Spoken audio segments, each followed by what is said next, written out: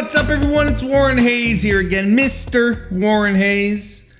You know, just to make sure we keep the gimmick alive here. How's everybody doing? Welcome. We're in the ongoing coverage of the G1 Climax 32, the big New Japan tournament that's going on. We're going to be covering nights or days 13 and 14.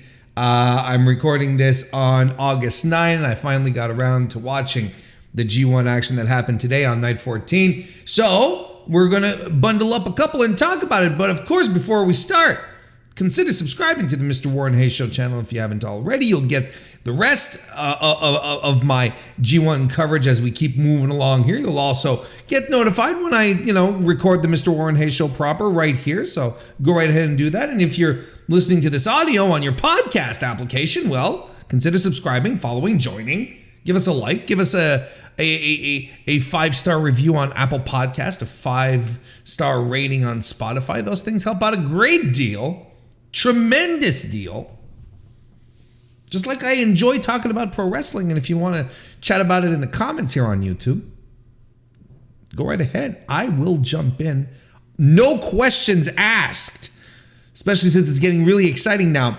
We're heading into the tail end of the tournament. There's 4 nights of action, of block action left, right? If I am not mistaken, before we get into the semis and the finals, that's right.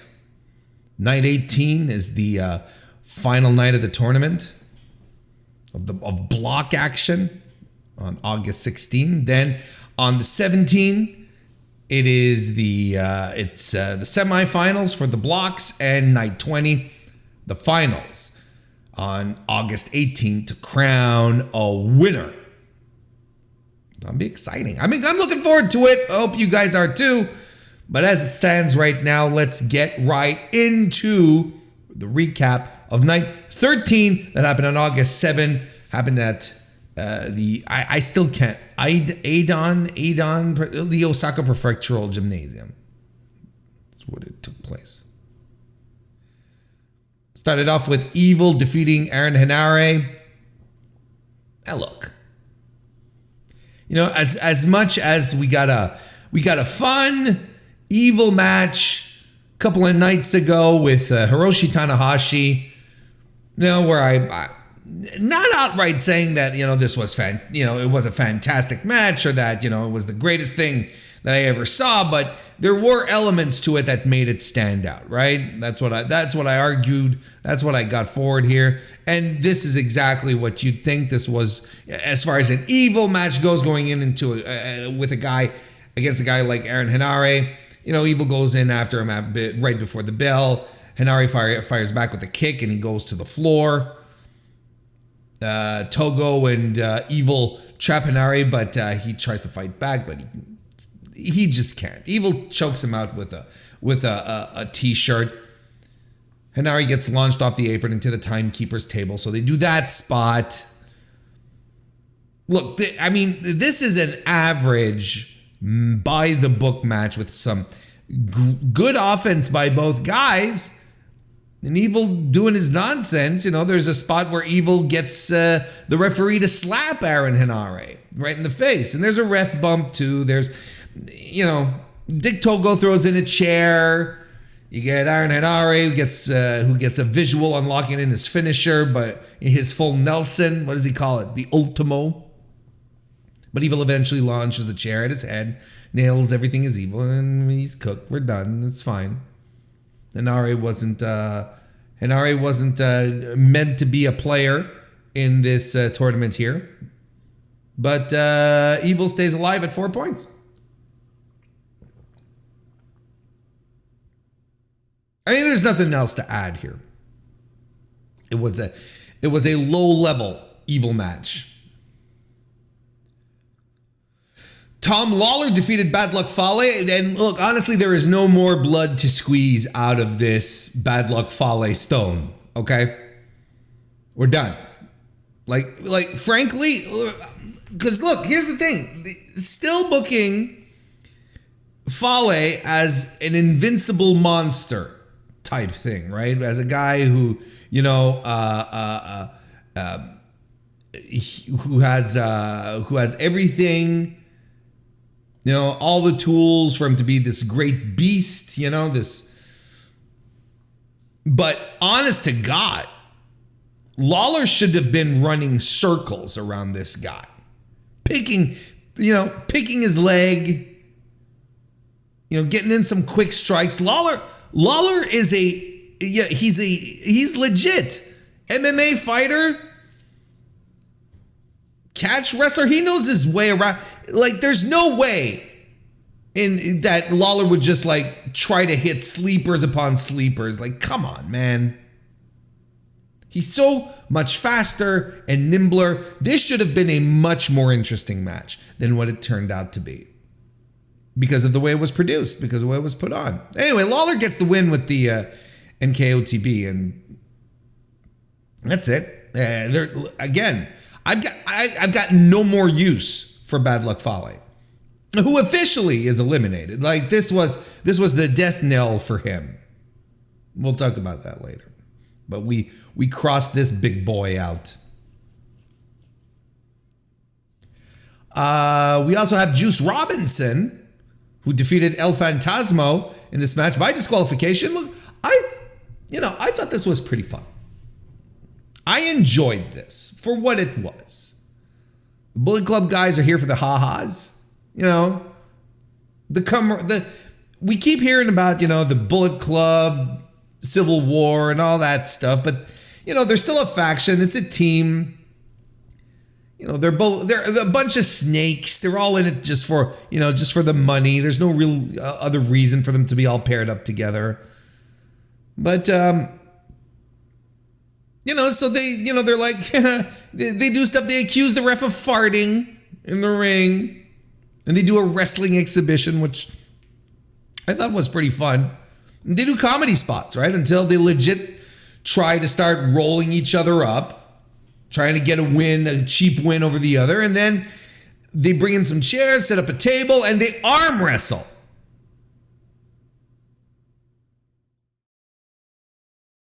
El Phantasmo uses two hands to win, which pisses off Robinson. He throws a chair at him, and now we get our match starting. There's a pile driver up on the ramp by Robinson. Phantasmo dumps Robinson to the floor. And ELP goes for this crazy dive at some point. And boy, howdy, thankfully, Robinson caught him because he was going high and fast. But Robinson really did catch him, and I hope he bought him a sandwich after that match, because it could have been a lot worse. Good work on Juice on that one. There's a table being set up. ELP rams Juice's head right through it. Like, he's going hard at it, and it punctures right through the table. Juice is bleeding hard way on this one. Springboard splash by El Phantasmo and a Styles Clash V-trigger. And once again, El Phantasmo tries to go for the one-winged angel, but he can't hit it. I'm going to tell you, and I've mentioned this in the past, and I want to reiterate this.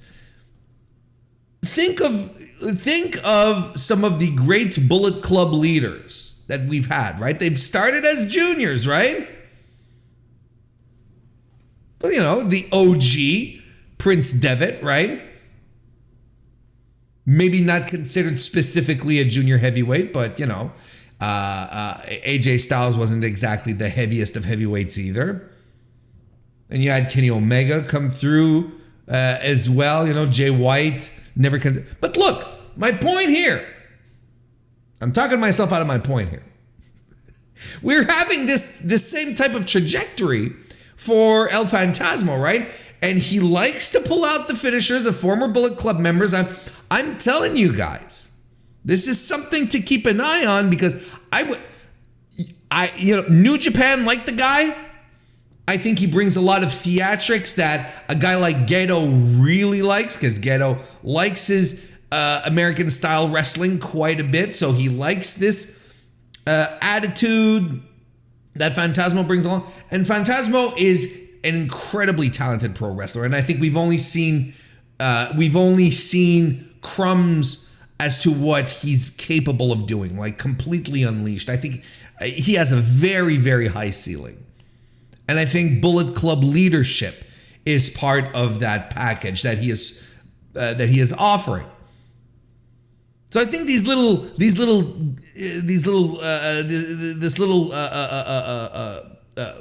breadcrumb trail that we've set for him, or that he's setting for himself, whatever way you want to look at it, is going to lead eventually to him being a Bullet Club leader. And imagine the day that he does land the one-winged angel. Like he tries he tries, not every time, but oftentimes he can't land it. But the day he does, and whether he wins the match or not with it is irrelevant. It's the day he does land it that's going to be important. Anyway, strikes and kicks by both guys. Juice hits the left hand of God, pulp friction, but Phantasmo kicks out. Juice tries to pile drive Phantasmo on a chair, but Phantasmo low blows him. Phantasmo then grabs the chair and chucks it right at Juice, right under the eyes of the ref, and the ref goes, look, I cannot not DQ this.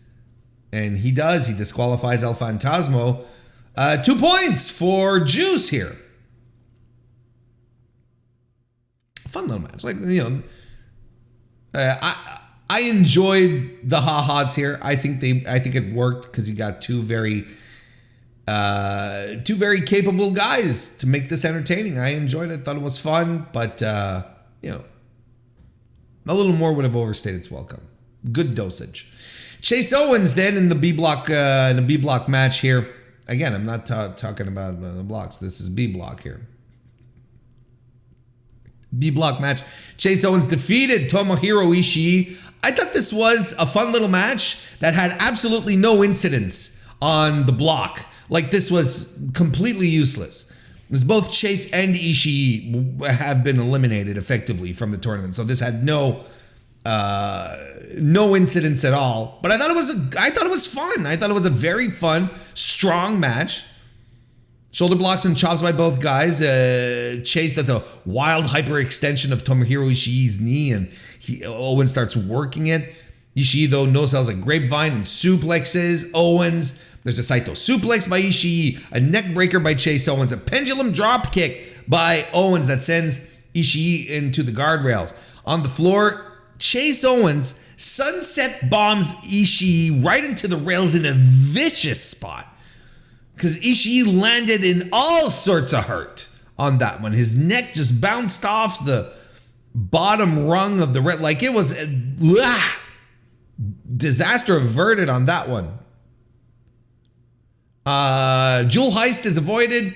Ishii hits a German suplex to defend himself. A stalling suplex then follows. Superplex, I should say. Pardon me. By Ishii follows. Chase Owens tries to land a Jewel heist again, or he lands it this time. Dragon suplex by Ishii, super kick by Owens. Ishii avoids the package pile driver and eats a kick instead. Then the rebound lariat by Owens connects, but Ishii headbutts Chase Owens, and they both fall down in a fun little exchange. Snap half and half suplex by Chase Owens. Rebound sliding lariat by Ishii follows that, so he's pulling out stuff from Chase Owens' playbook. C-trigger by Chase Owens.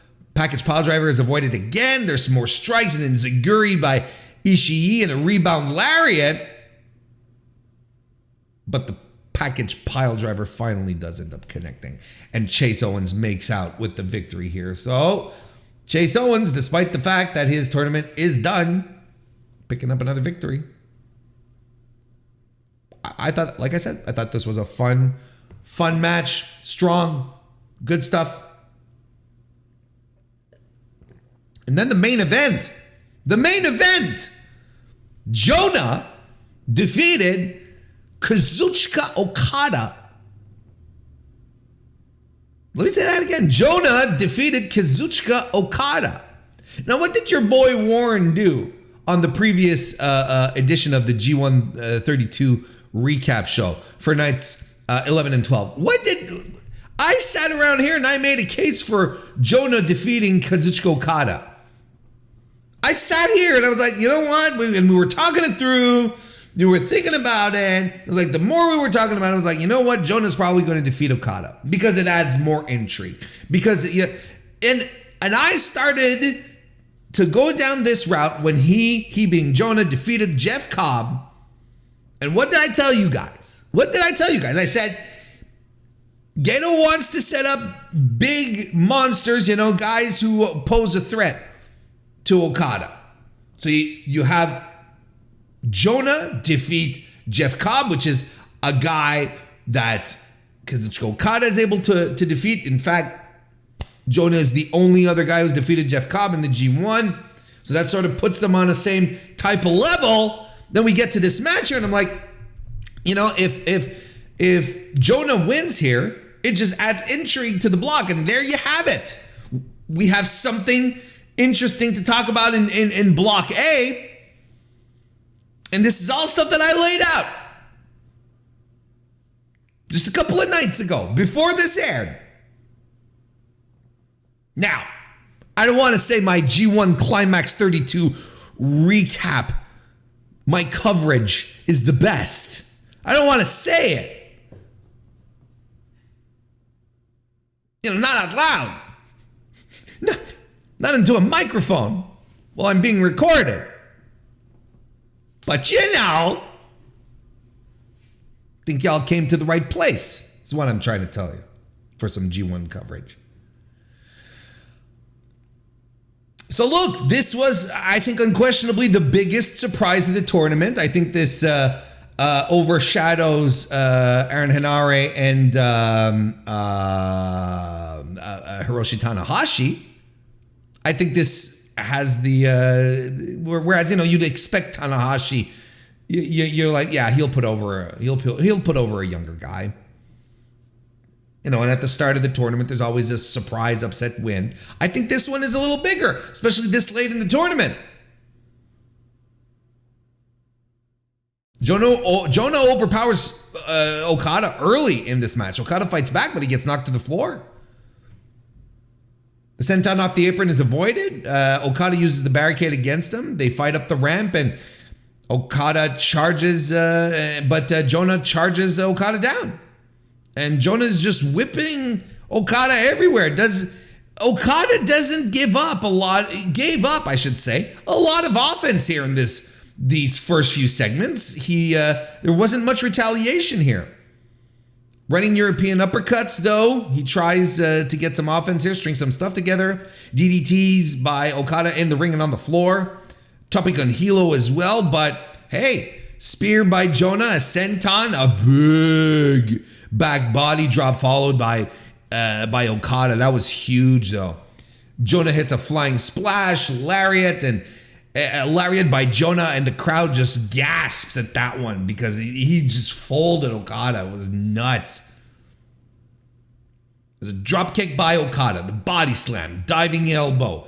He goes for the Rainmaker. It's avoided by Jonah, but Okada hits another drop kick, a German.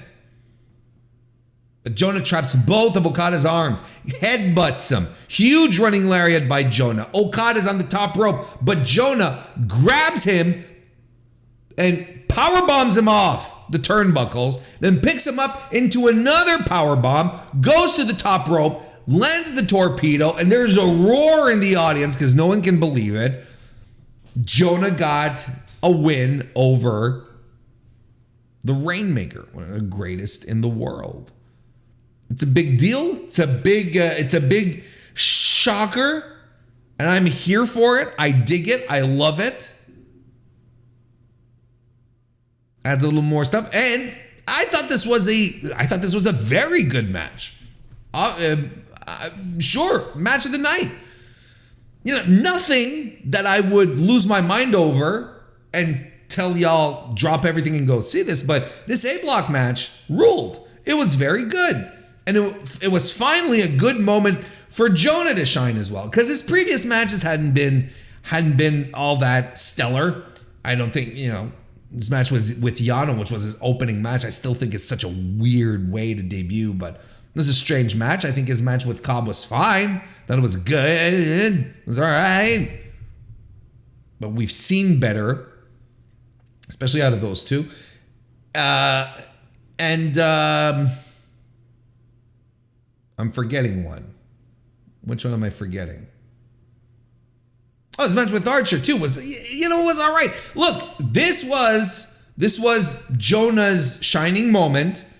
I think everyone worked hard here to make him look good, and he did look good. He was up there with 6 points. He got himself a win and delivers the first loss to the Rainmaker. So that's a big deal. But I think on top of it all, Jonah really needed this match. I think he really needed this match for it to look, for him to look good, to come across as looking really, really strong. I think he really needed it. Overall, I don't think night 13 is a particularly good night of the G1. I think it's a fine night of the G1. I think there are two matches which are complete misses on this card. But as we progress, things get better. Ends with a very, very good, very entertaining main event. But outright recommendations? Not necessarily. Nothing that if you want to see Jonah get arguably the biggest win of his career, go right ahead. You will be entertained. I also kind of doubt it had to go 21 minutes. Let's go to night 14 on August 9, which was today at the Hiroshima Sun Planet Plaza. I always want to say planet, Sun Planet. Sun's a star, and you can't have a wrestling show on the sun. That's nuts, man. That's science fiction gone too far. Hiroshima Sun Plaza in Hiroshima started off with Yujiro Takahashi defeating YOSHI-HASHI. I am not going to spend in the D block match. I am not going to spend excessive amount of time on this.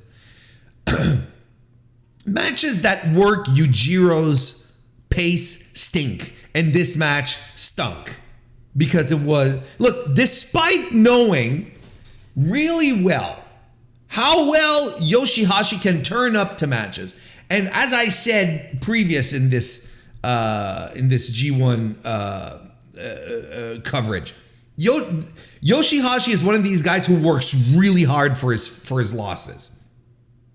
But you can only work as hard as you can when the pace is being dictated by a sack of shit, Yujiro Takahashi. I'm retiring the Tokyo Pimp bit. I'm done. It's retired as of today.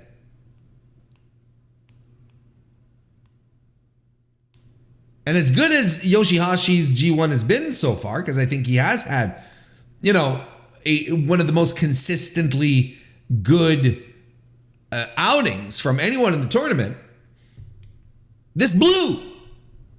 Even El Phantasmo, who is accompanying Kevin Kelly on commentary for this match, says when they announce when the house announcer says that 10 minutes are gone by, ELP on commentary says 10 minutes gone feels like 20. And I don't even think I think that was a shoot, brother. I don't think he was just taking a dig here. Look, this match is exactly what you think it is in a Yujiro-paced match. Just picture that in your mind, and this is exactly what it is. There's distractions by show to top all of this bullshit off that allow Yujiro to hit the big juice for the win. And I feel bad for YOSHI-HASHI because YOSHI-HASHI puts in the fucking work, and I am in a tournament in the G1 where fucking Yujiro Takahashi, sack of shit, is up there at 6 points. Ridiculous.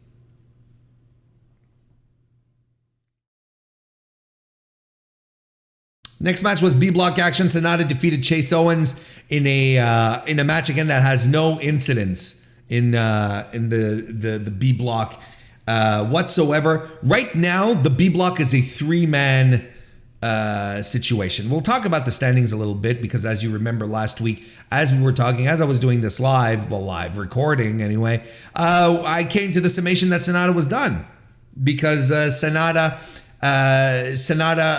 lost to last time when we spoke. SANADA was 2-2, if I'm not mistaken, right? That's right. He was 2-2, and he has a loss. He lost against Jay White. So I surmise that even if SANADA won his next two matches, such as this one against Chase Owens, and made it to the top, that would bring him to 8 points. So even if Jay White lost his two other matches and they were tied at 8, SANADA would still lose because White has the tiebreaker. So SANADA effectively, despite the fact that he's losing, despite the fact that he's still up there in points, his tournament's done.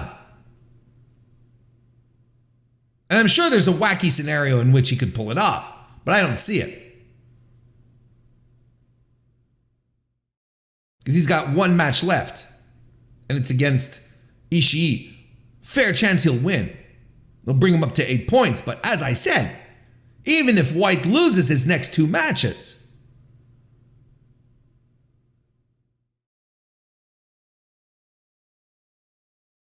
hell, Tonga even beat SANADA. SANADA's roasted. He's toast. Anyway, I still enjoyed this match. I thought it was pretty good. SANADA gets the Paradise locked in. After some back and forth between both guys, Chase Owens gets back in control with some punches and stomps to the orbital bone of SANADA, that pesky orbital bone. SANADA leapfrogs and drop kicks and hits a pescado. Owens hits a snapmare from the second rope. He also blocks an O'Connor roll attempt by SANADA and locks in skull end on SANADA himself.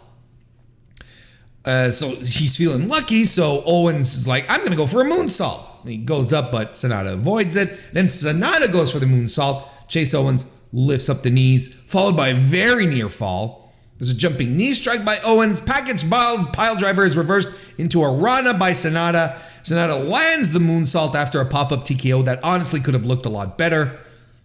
Skull end is locked in. Chase Owens tries his best to break out of it, but can't. Ref stoppage. SANADA gets 2 points. Fun little match. I enjoyed it quite a bit. Great work from both guys in this match here.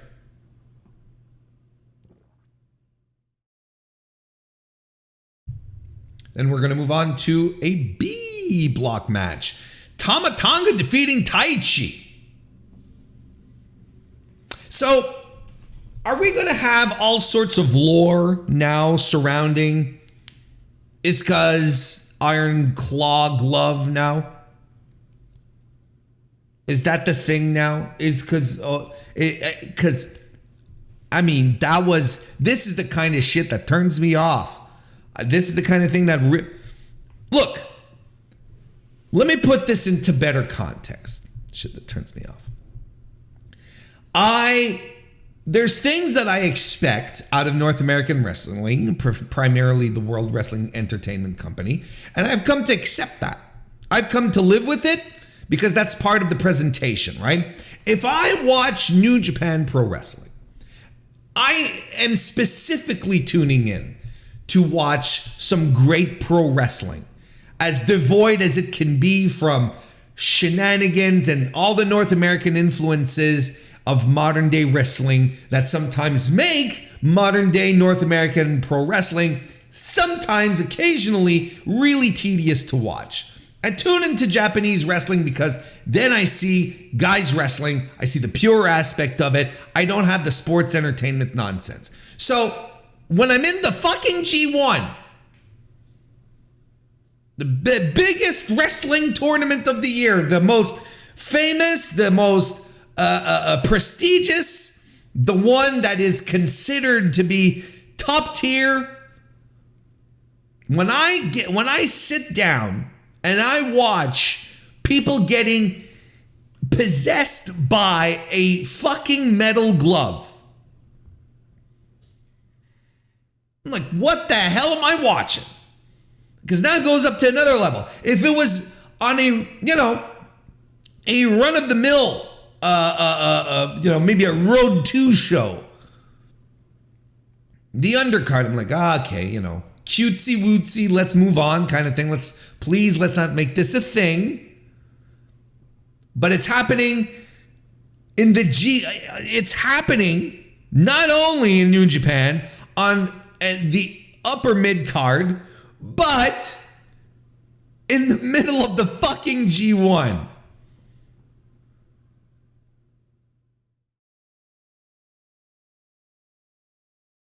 There were two matches.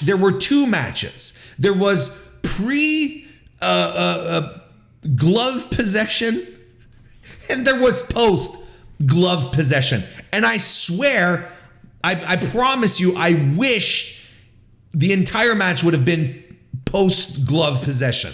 If we had just skipped all the bullshit beforehand and just stuck to that, we would have had a fantastic match, which is what we should have got, regardless, because it's the G1, plus it's Tama Tonga and Taichi, who are in here wrestling for stakes. They have legit stakes. They both came into this match with 3 matches left to go. 1 match against each other, then 2 others. Their points here are crucial. The stakes built themselves in this one here. But why did we add this level of, supernatural hokey bullshit in this when the legitimate tournament story was so much more interesting? Because now that we have this result, sends the B block into another level of speculation. I told you guys there are 3 people left in this tournament, in the block, in B block. 2 of them are in this match right here. The ghost of Izuka. I don't know what it was. I call him Izuka. Excuse me.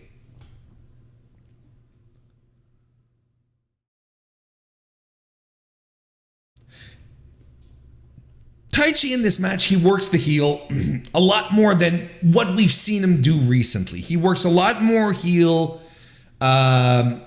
Really to bring out Tama Tonga's babyface side, which was smart. And he tries to get Tama Tonga to wear the gloves. See, that's a very heel thing. But then Taichi does some moves and he gets riled up. And then at some point he's hearing voices and he feels compelled to wear the glove. But then he shakes it off, right? And then Tama Tonga, after that, hits a DVD and the Supreme Flow. And then he tries to go for the gun stun, but then the glove reaches out to him and then he feels compelled. I'm like, what am I fucking watching?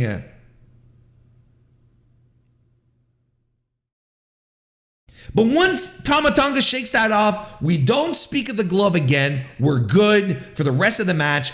Gun stun into a ghetto clutch, which was cool. Tama Tonga goes for another gun stun, which is blocked into the dangerous suplex by Taichi. Got some back and forth. An enziguri by Tama Tonga. Buzzsaw kick by Taichi. Some strikes from both dudes. Drop kick by Tonga. Axe bomber by Taichi. Sumo style throw. Taichi's getting warmed up. He runs towards Tama Tonga, but right into a gun stun for the win. See, wasn't that fun? Wasn't it good and fun the way that I was bringing and delivering it to you, doing the little move by move recap here? Because that's what it was. It was exciting. But we had to get through all of this possession bullshit.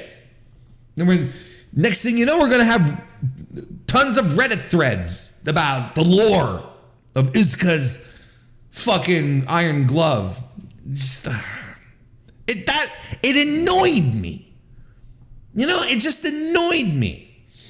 And everything is a question of context, folks. It's always context, right?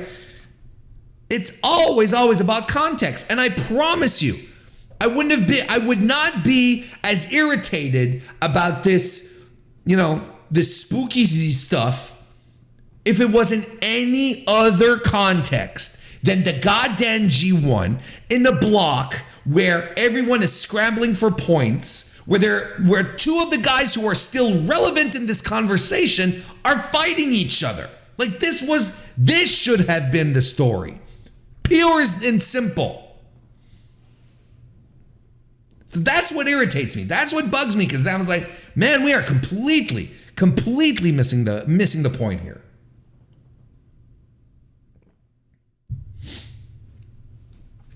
Lance Archer defeated Jonah.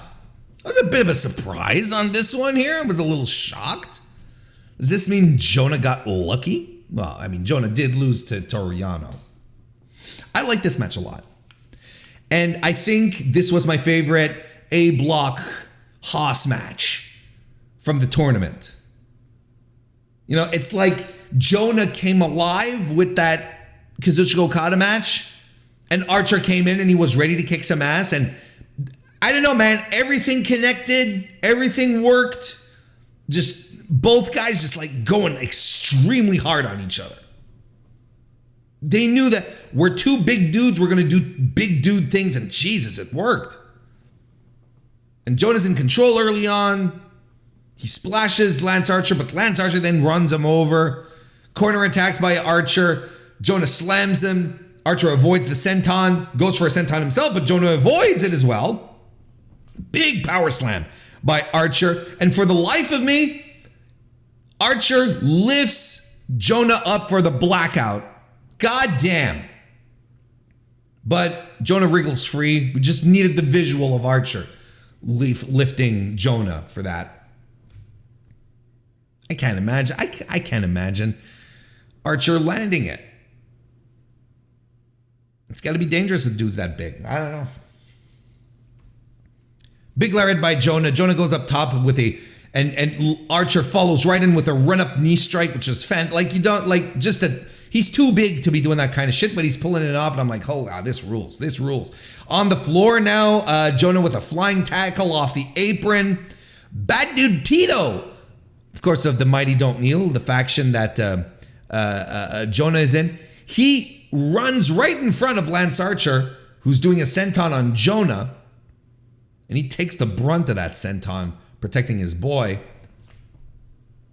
But Archer does everything he can to keep Jonah on the mat, keeping him from entering the ring, and he wins by countout. Another countout win in the tournament. This is Archer's first, but he also lost by countout, right? Against, you know, fucking bad luck Fale, for fuck's sake.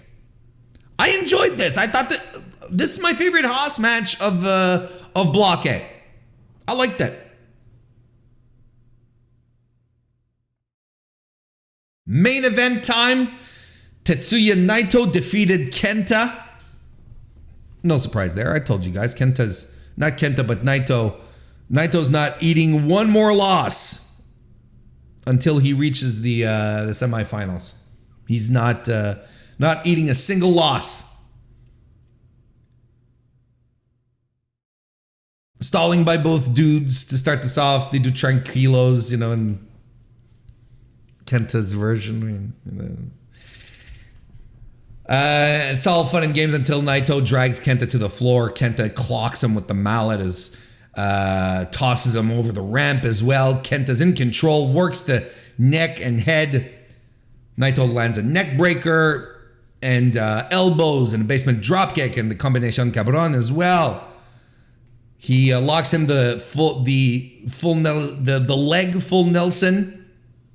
Kenta with a DDT, Kenta with a DDT, Naito with a swinging DDT. Kenta hits a top rope dream killer, which was pretty cool. Kerner kicks and a drop kick by Kenta, followed by the coup de grace. There's an Esperanza by Naito. Kick and a Busaiku knee by Kenta.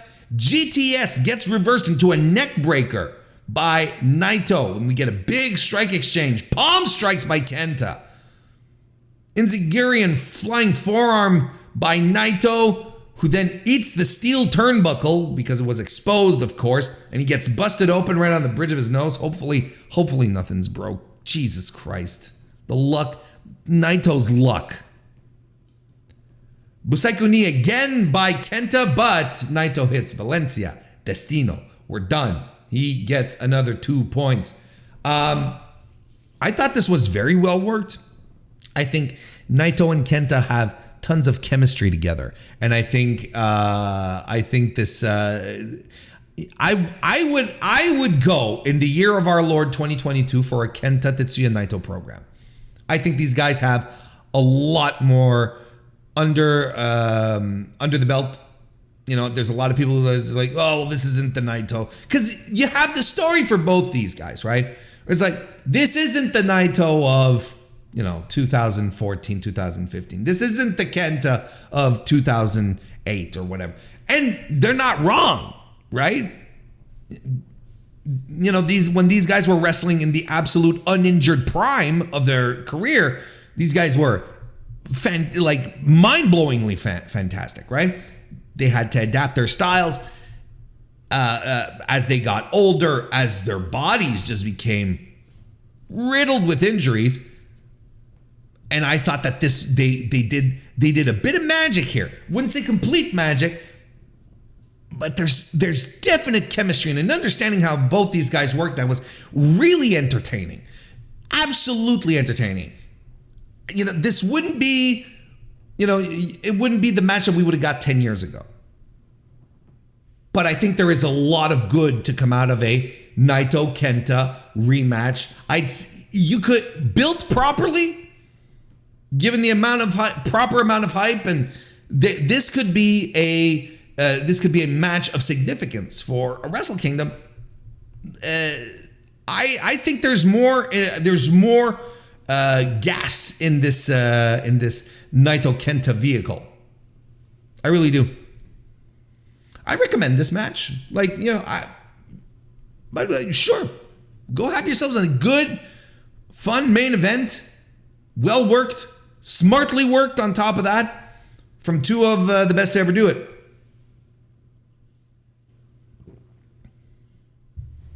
Standings. Let's talk about them. If you're watching on youtube.com/Mr. Warren Hayes right now, you see the standings right here. Block A is, we now have a three-way tie for the top spot. Kazuchika Okada, Jonah, Lance Archer are all at the top. Jeff Cobb, Tom Lawlor, and Bad Luck Fale are all at 4. Bad Luck Fale, though, has one more match in the can. So his tournament is officially done. He's toast. He's gone. Thank you for playing. Better luck next time.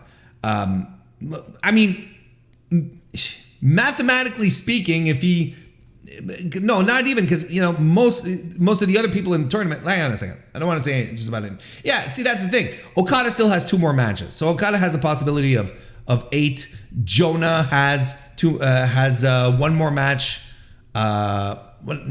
Okada has a possibility of 10. Excuse me. Jonah has a possibility of 8. He's got 1 more match, and Archer has 1 more match. And Fale has 1 more match. He's effectively done. Because Okada has the win on top. There's no way he's winning. You know what I mean? So Okada's next 2 matches are against Lance Archer and Tom Lawlor, which, I kind of fully still expect Okada to win.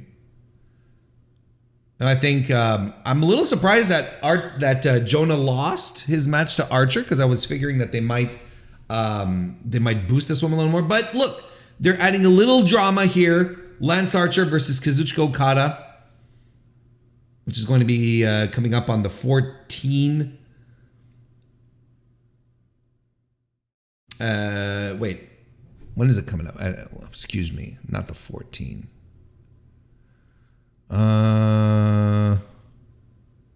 Okada's not wrestling for a while, so we're not even. His match against Lawlor.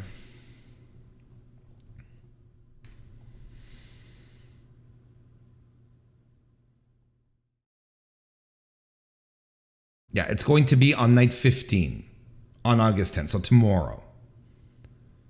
So you see, the way I'm seeing it right now, This is probably how it's going to work out, right? Because Lance Archer has 2 more matches, and so does Okada. I think Kazuchika Okada is going to... I think they're both going to win their next match. And then their last match together. And then their last match is on night 18. So it's going to come down to that. This is what we're angling for. So Archer's going to win his next match. Okada's going to win his next match. And then on night 18, Lance Archer versus Kazuchika Okada at the top of the block. I think that's a safe bet right there. I think that's what's happening.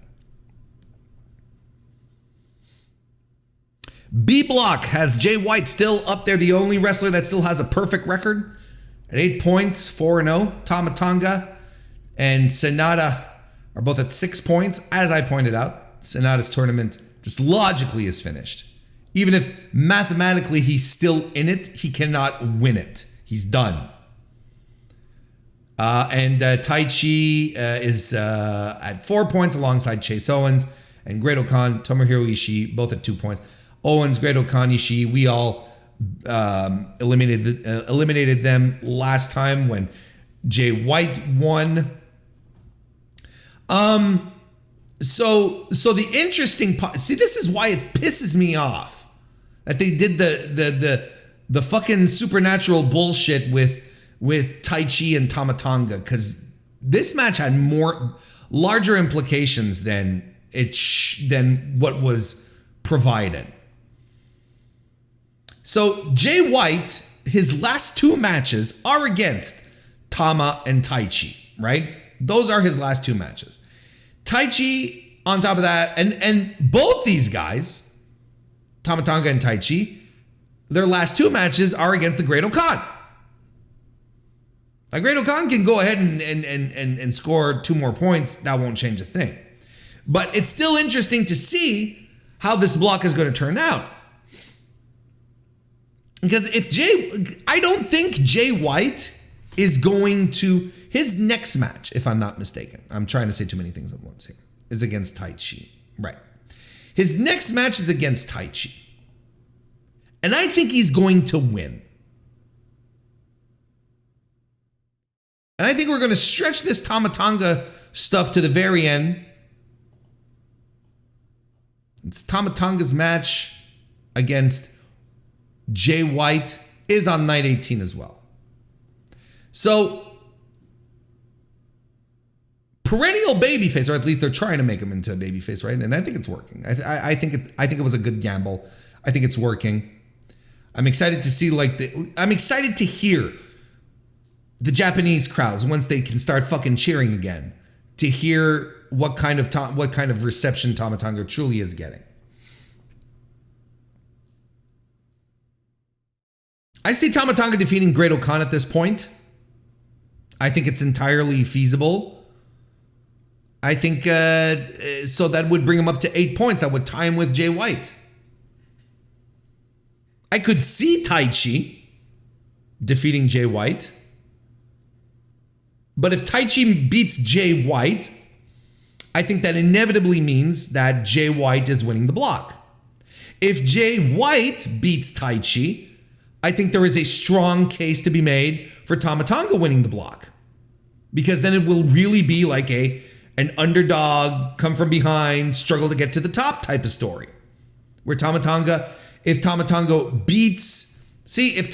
beats Great-O-Khan,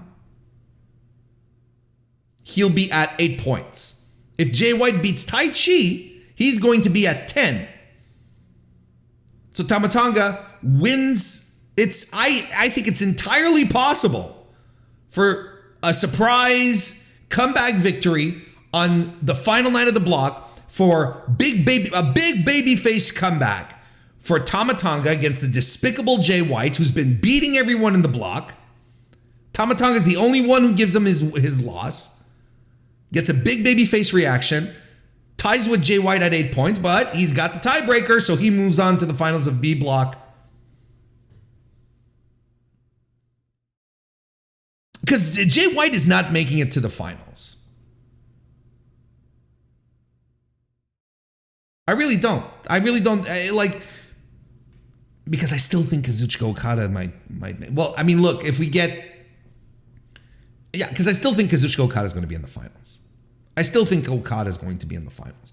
And why not give us an Okada Tama Tonga big baby face semifinals? Because it's going to be the winner of Block A versus Block B. I think that works. And you're not doing Kazuchika Okada Jay White as the semifinal of your fucking G1. You're hanging on to that one. You're putting it in your pocket. That's a money match. That's a match people will pay to see. Don't just pull it out of nowhere for your fucking G1. What are you talking about? Semifinals. What is this? So, look, let's go down Warren's road here.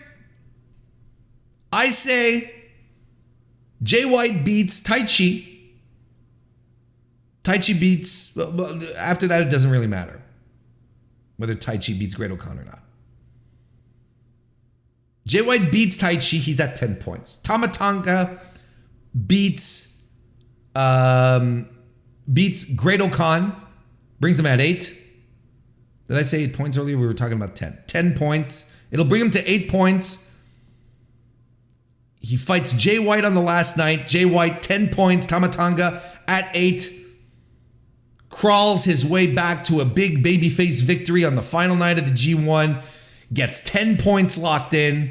He has the tiebreaker over Jay White. He wins the B block. I think that's a good story.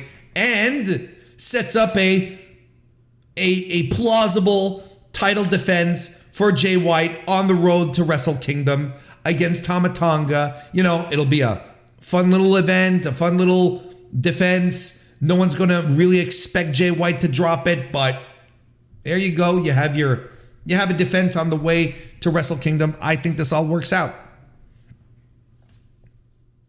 C block. Hiroshi Tanahashi, Zack Sabre Jr., and Tetsuya Naito all at 6 points. Hiroki Goto and Evil at 4. Kenta and Aaron Henare at 2. Henare, of course, has been out, and I'm not quite ready to completely banish Kenta to the dark side, because look, my gut feeling says everyone is eliminated except Tetsuya Naito. You know, it's just because I that's clearly the path here. But like mathematically speaking, Kenta is still in this. He can beat Henare for 4 points, and he could upset Hiroshi Tanahashi for another 2 points, and that'll bring him up to 6. Zack Sabre Jr. has Naito and Evil left, so there's no real saying. Like, Evil could pull out a win. I don't think that's going to happen, though. Like, for all intents and purposes, in logic, right? Especially considering that Naito and Sabre are fighting on the last night. Kenta's eliminated, but it's not as clear cut. It's not as. There's still some mathematical possibilities here. Same goes for Goto. Same goes for Evil. Like, Naito only has 1 match left, right? Sabre has 2.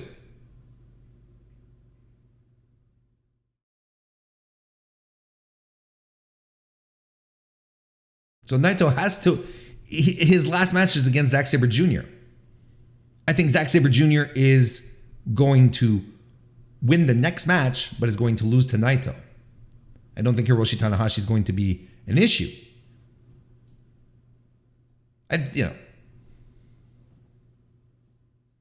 There's no clear conclusions here. Anyway. And Block D. Block D still pretty open. Still the most intriguing one. Dave Finlay, Shingo Takagi, and fucking Yujiro at 6 points. This is insane. I'm talking about the end of a block in a G1 tournament, and Yujiro is in contention. What the fucking hell? Will Ospreay, YOSHI-HASHI at 4, Juice Robinson at 4, and El Phantasmo is at 2. Juice Robinson is done. He only has one more match. We had eliminated him last time, I believe. He has one more match left, and it's against Will Ospreay, and Will Ospreay's winning it. Because I am still convinced that Will Ospreay is winning this block. Will has 2 matches left against Juice and against YOSHI-HASHI. Ospreay's match against Juice is on the final night. The final night is going to be a resolution of a lot of blocks. I wouldn't see why this would be any exception. On top of that, Juice has lost to everyone who is in the lead right now. He's lost to Shingo. He's lost to Finlay. So even if he wins another match and gets to 6 points and everyone stays at 6 points everywhere else, most people have, even YOSHI-HASHI has the fucking win over him.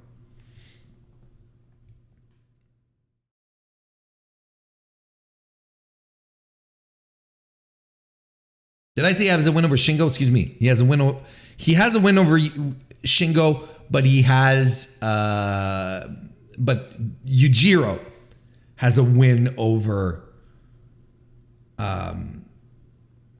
Juice.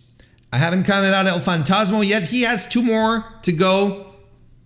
He could climb up. He could win the... Like, again, this is another one where, for all intents and purposes, I think his tournament is done. But he could also score... He could score 6 points. Like, there's still something to be considered in the running here.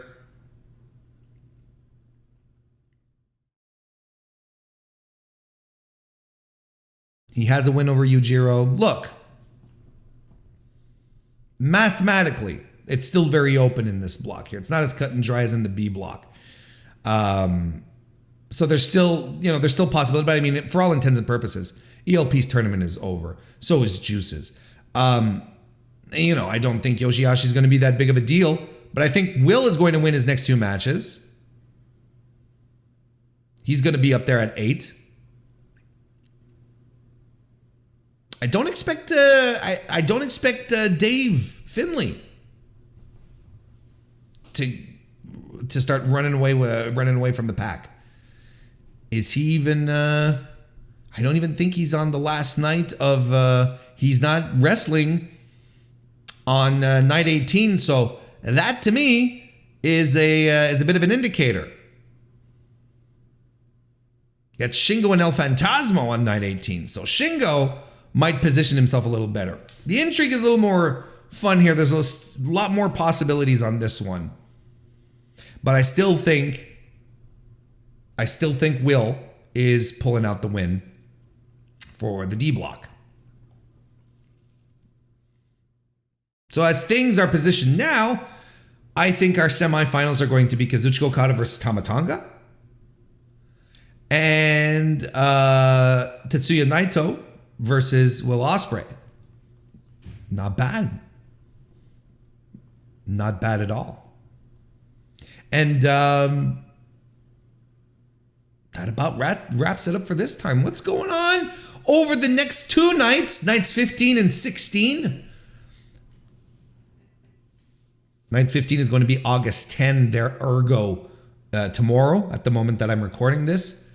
Hiroshima Sun Plaza again. We're going to get some A block, D block action. El Phantasmo versus Dave Finlay. I think El Phantasmo is going to be a spoiler from this point on. I think that's going to be his thing. I think he's going to cause Dave Finlay a match here. B block is going to be Tama Tonga versus the Great Okan. C block, Zack Sabre Jr. versus Evil. Kazuchika Okada will be taking on Tom Lawlor in the A block, and another C block match. Hiroshi Tanahashi taking on Hiroki Goto. Then on night 16, August 13, from the Mashita Gymnasium in Tokyo, Kenta versus Aaron Henare. Toru Yano, that's in C block, of course. A block will be represented by Toru Yano versus Jeff Cobb. Double D block action. See what I did there? Yujiro Takahashi versus Shingo Takagi. And YOSHI-HASHI versus Will Ospreay. We're really going to get a good portrait of the D block after these 2 nights here. With El Phantasmo and Finley on night 15, then Yujiro, Shingo, YOSHI-HASHI, and Ospreay on the following night. We're going to get a really good picture. Then B block is going to be main eventing Taichi taking on Jay White. And I promise you, if Taichi wins this, I think Jay White is winning the block. But if he doesn't, Tonga is winning the block. If Jay White wins this match, Tonga is winning the block. That's my prediction.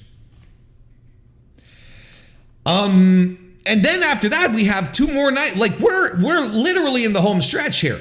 4 more nights of block action. Semifinals, finals. We don't have semifinals very often. We never do.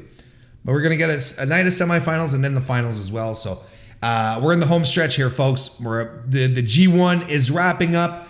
And that'll wrap it up for this recap right here. So thank you again very much for tuning in, for listening. Leave us a review on your favorite podcast app. Like, subscribe, leave a comment here on YouTube. Hope you guys enjoyed it. Hope you continue to enjoy the G1. I'll be back in a couple of days for the next 2 nights. In the meantime, have a great time, everyone. We'll see you next time.